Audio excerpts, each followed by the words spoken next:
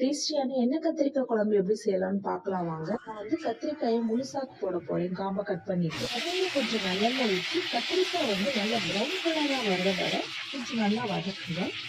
எண்ணெயில தாளிப்புக்கு வெந்தயம், சோம்பு, சீரகம் இதெல்லாம் போட்டு தாளிச்சுக்கோங்க.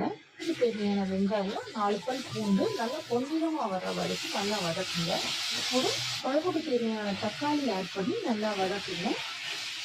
ஆல்ரெடி எண்ணெயில போட்டு வறுத்து வச்சிருக்க கத்திரிக்காயை போட்டு நல்லா வதக்குங்க. குழம்புக்கு தேவையான மஞ்சள் தூள், மிளகாய் தூள், தனியா தூள் எல்லாம் சேர்த்து நல்லா வதக்கி தண்ணி ஊற்றி நல்லா கொதிக்க விடுங்க.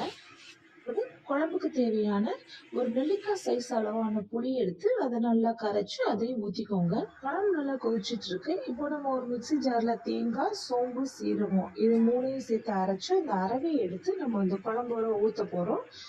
குழம்புல ஊற்றி இந்த பச்சை வாசனை போற அளவுக்கு நல்லா குழம்புல கொதிக்க விட்டா சுவையான எண்ணெய் கத்திரிக்காய் குழம்பு ரெடி.